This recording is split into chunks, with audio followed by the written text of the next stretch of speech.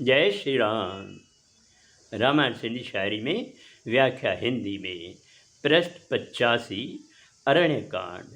इसके पहले जब लक्ष्मण ने शूर्पणखा के कान और नाक काट दिए तब वो गुस्से में आकर खर और दूषण के पास आती है। खरदूषण ने उनकी पूरी कहानी सुनी और क्रोधित होकर बहुत बड़ी फौज राक्षसों की बनाई और श्री राम की तरफ चल दिए। अब आगे।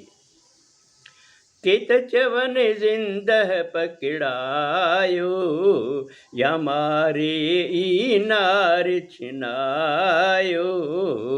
उभ मंडल में धुधड़ समाई, राम लखन खेरिथ समझाई। राक्षसों में कुछ तो कह रहे थे कि इसको जिंदा पकड़ना चाहिए और कुछ कह रहे थे नहीं, इसे मार देना चाहिए और उनके साथ जो सुंदर नारी है उसको छीन कर लाना चाहिए। पूरे आकाश में धुंध छा जाती है। फिर राम ने लक्ष्मण को कुछ समझाया। सीता सावन जबल गुफाऊं, दैत भयानक टोलियों आयूं। लक्ष्मण सीता साण वञे थो, साण धनुष ऐं बाण खणे थो।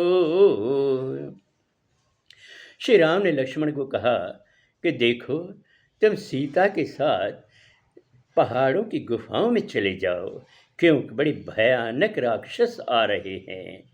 लक्ष्मण ने श्री राम की आज्ञा का पालन किया और सीता के साथ चले गए गुफाओं में। साथ में उन्होंने धनुष रखे और बाण भी रखे। राम डिठो दल दुश्मन आयो, खिलंदी भारी धनुष चढ़ायो।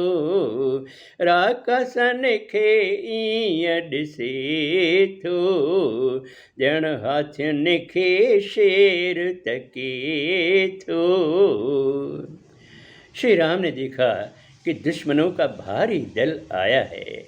फिर वो मुस्कुरा कर धनुष उठाते हैं और राक्षसों की तरह इस तरह देखते हैं उनको, ऐसा लगता है कोई शेर हाथियों को घूर रहा हो।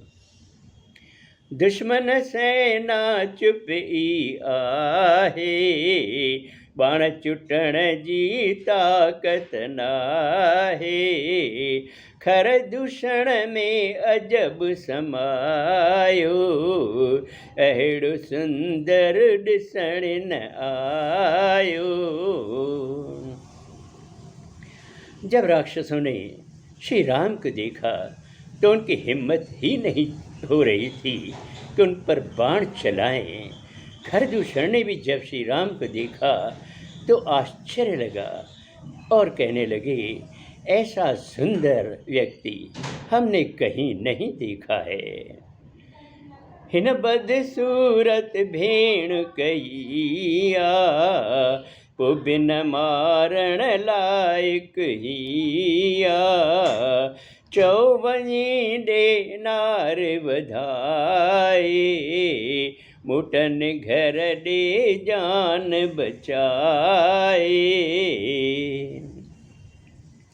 खरदूषण ने कहा कि हालांकि इन्होंने हमारी बहन को बदसूरत कर दिया है, फिर भी इनका रूप देखकर ऐसा लगता है कि ये मारने के लायक नहीं है, इनको नहीं मारना चाहिए। फिर उन्होंने दूतों को भेजा और कहा, जाओ और उनको कहो कि तुम्हारे साथ जो सुंदर नारी है वो हमें दे दें और खुद लौटकर अपने घर चले जाएं। हित जीव बिखेस बुधाए, दूत वठी अच उतर वराए। खबर अची थो दूत बुधाए, राम वराण्यो आ मुश्काए। खरदूषण ने दूत से कहा कि जाओ और अच्छी तरह उनको ये बात बताओ और उनका उत्तर लेकर वापस आओ। और जब उन्होंने श्री राम को ये बात बताई तो श्री राम मुस्कराए और उन्हें कहा कि जाओ और मेरा ये संदेश जाकर उनको बताओ। फिर दूत आकर खरदूषण को बताते हैं कि श्री राम ने क्या कहा है।